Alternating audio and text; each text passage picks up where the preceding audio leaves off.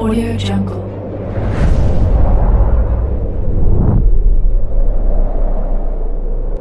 Yo, balik lagi bersama Mimin di Manhwa TV. Kali ini kita akan lanjutkan pembahasan dari cerita The Apex of Dragon Mastery.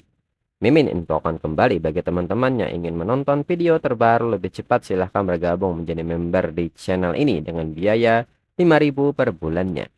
Jika tidak, teman-teman bisa bersabar lebih dulu selama 2-3 hari untuk menonton video tersebut.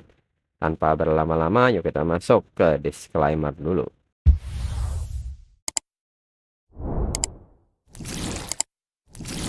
Disclaimer. Silahkan abaikan hal ini jika kalian sudah mengerti. Ini peringatan mengenai konten di channel ini.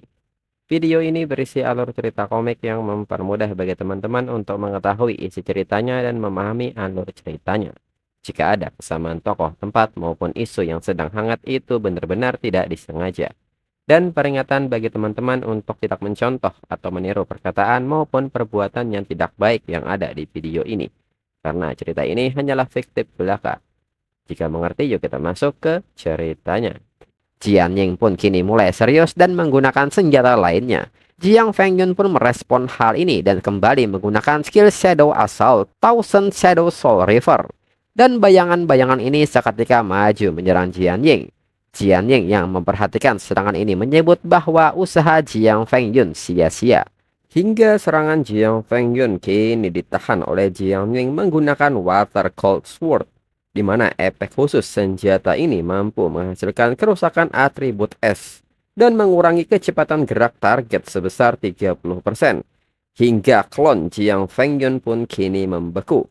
Lalu Xiaoman pun kini menggunakan skill Abyssal Condensation yang membuat Xiaoman mampu memukul mundur lawannya.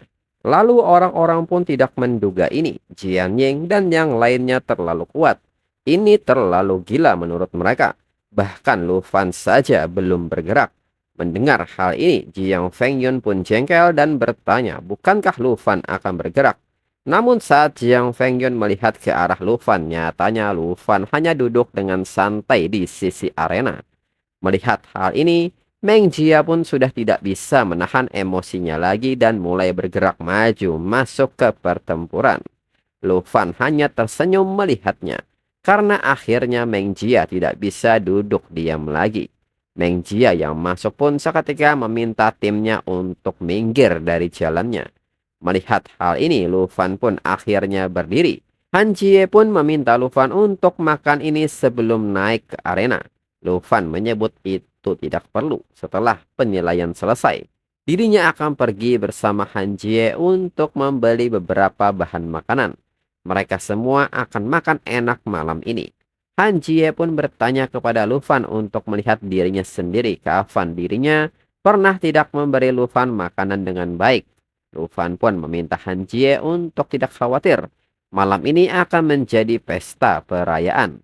Lalu orang-orang pun mulai bersorak melihat Lu Fan berdiri. Mereka pun bertanya-tanya apakah Lu Fan akhirnya akan bergerak. Terakhir kali Lu Fan bertarung dengan Pavilion Fengyun, dia membuat semua orang ketakutan. Meng Jia yang sudah emosi pun menyebut mereka jajingan yang sombong dan meminta Lu Fan untuk datang kepadanya.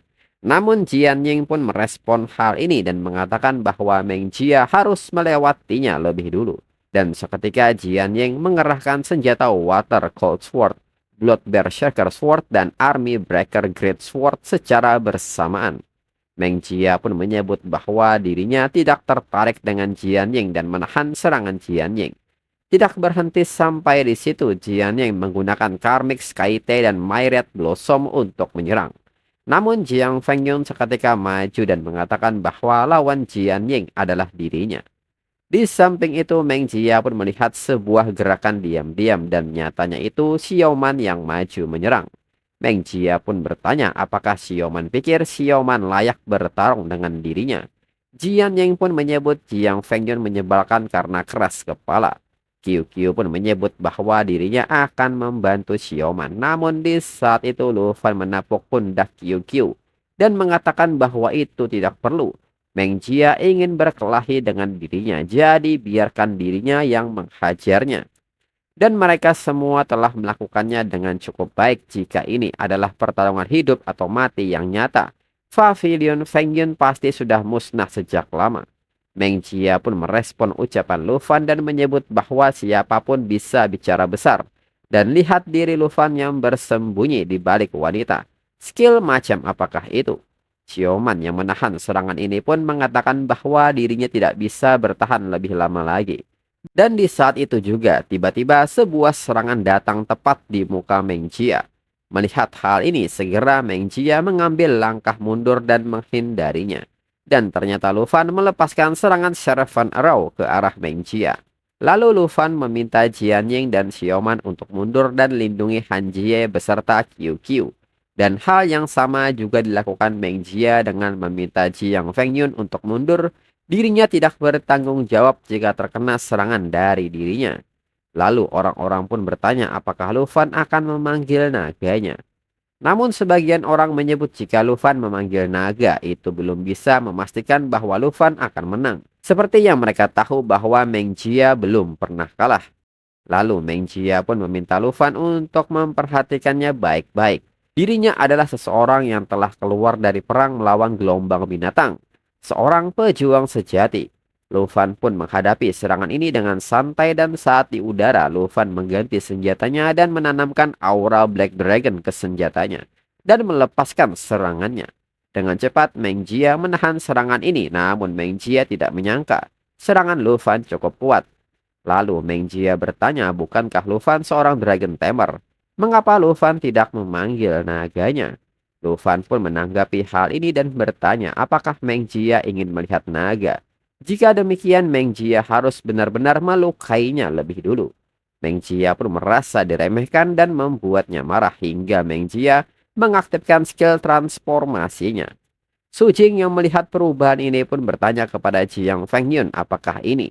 Jiang Fengyun pun mengatakan bahwa akhirnya Meng Jia melepaskan wujud manusia serigalanya. Lalu notifikasi pun menyebut bahwa bentuk manusia serigala ini. Seorang pendekar pedang serigala darah yang mengamuk dapat mengaktifkan garis keturunan manusia serigala mereka untuk memasuki atau keluar dari bentuk manusia serigala sesuka hati dengan serangan fisik dan pertahanan meningkat hingga 50% setelah transformasi. Kerusakan akhir yang ditangani meningkat setiap detik. Pengguna secara bertahap kehilangan stamina mereka. Transformasi berakhir secara otomatis saat stamina terkuras. Meng Jia pun menegaskan bahwa dirinya akan mencabik-cabik Lufan. Lufan pun mengatakan bahwa ternyata Meng Jia menyembunyikan kekuatan yang sebenarnya. Dan Lufan bertanya apakah ini benar-benar spesialisasi kelas Meng Jia. Dan kembali Lufan mengganti senjatanya dan menghujani tubuh Meng Jia dengan serangan Servant Arrow. Meng Jia pun nampak marah dengan serangan ini. Meng Jia pun menekankan bahwa dirinya akan mencabik-cabik Lufan. Lufan yang memperhatikan Meng Jia menilai bahwa ada yang salah. Amarahnya membuat Meng Jia kehilangan kewarasannya dalam wujud manusia serigala. Meng Jia tidak bisa membedakan kawan dan lawan. Dan kini Lufan kembali mengcasting Servant Shadow Arrow. Di samping itu Meng Jia terus menyerang Lufan dengan membabi buta. Dan Lufan terus menghindari serangan Meng Jia. Lufan pun meminta Meng Jia menghentikan ini. Jika Meng Jia tetap dalam bentuk manusia serigala, Meng Jia akan berubah menjadi binatang buas yang membunuh siapapun yang Meng Jia lihat. Namun Meng Jia tidak menghiraukan kata-kata Lufan dan terus menyerang serta ingin mencabik-cabik siapapun yang ada di depannya. Hingga Jiang Fengyun menjadi sasarannya. Jiang Fengyun pun meminta Meng Jia untuk menghentikan ini.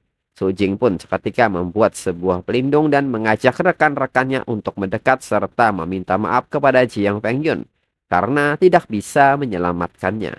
Orang-orang yang melihat hal ini menyebut Meng Jia sudah gila. Dia bahkan menyerang timnya sendiri. Orang-orang pun seketika panik dan berniat keluar dari arena ini.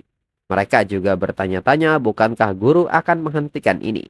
Jika tidak Jiang Fengyun akan dihajar sampai mati. Di samping itu, Guhan meminta Zhao Shenming untuk menghentikan penilaian ini. Meng Jia telah kehilangan kendali. Namun Zhao Shenming meminta Guhan untuk menunggu lebih dulu Lufan akan bergerak. Lalu Lufan pun mengatakan bahwa dirinya tidak punya pilihan sebelum Meng Jia benar-benar berubah menjadi binatang buas. Dirinya akan menghentikan dan melepaskan Servant Shadow Arrow. Tidak berhenti sampai di sana, Lu Fan mengaktifkan skill Dragon Language Resonance dan meniru skill Chain Lightning milik Abao, hingga Lu Fan melepaskan petir yang memisahkan target musuh setiap lompatan, meningkatkan kerusakan pada lompatan berikutnya sebesar 30% dan seterusnya. Dan Blue Dragon dapat bertindak sebagai penghubung untuk lompatan berikutnya. Dan lompatan pun kini terus terjadi dari Meng Jia, Jiang Fengyun hingga mengenai anggota Pavilion Fengyun lainnya dengan damage yang sangat besar. Orang-orang yang melihat hal ini pun seketika lari dan menyebut ini sangat gawat karena mereka berdua sangat gila. Zhao Shenming dan Gu Han pun meminta Lu Fan untuk berhenti dan bertanya, apakah Lu Fan mencoba membunuh mereka? Lu Fan yang mendengar hal ini meminta Zhao Shenming untuk tidak khawatir. Dirinya tidak mencoba membunuh mereka, tapi mereka akan berbaring di ranjang rumah sakit selama beberapa hari setidaknya. Dan bersamaan dengan hal ini, durasi pemakaian bentuk serigala Meng Jia pun berakhir dengan menghabiskan staminanya. Lalu orang-orang pun tidak menduga ini. Lu Fan mengalahkan mereka semua hanya dengan satu skill. Gu Han pun segera mengumumkan bahwa penilaian akhir ini sudah selesai. Dan pemenangnya adalah tim Lu Fan. QQ pun menyebut Lu Fan luar biasa. Lu Fan masih tetap nomor 1.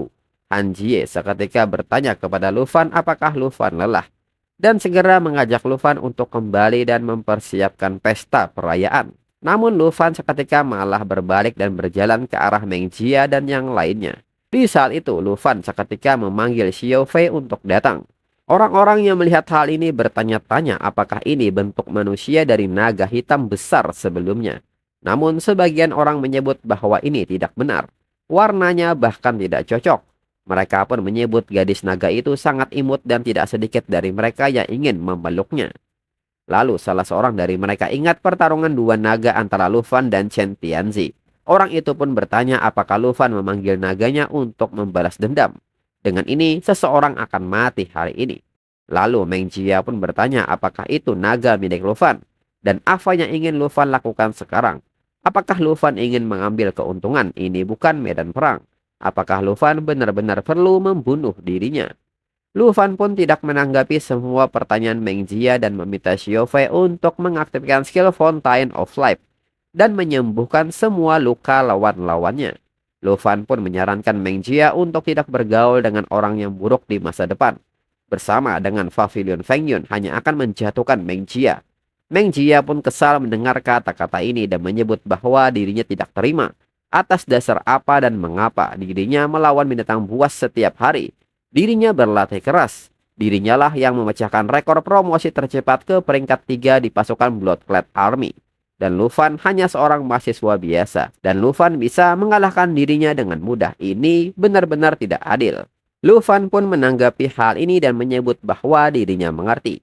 Orang-orang mengira dirinya hanya seorang pria beruntung yang berhasil mencapai puncak berkat hewan peliharaan naganya. Orang-orang mengira dirinya hanya seorang pria beruntung yang berhasil mencapai puncak berkat hewan peliharaan naganya.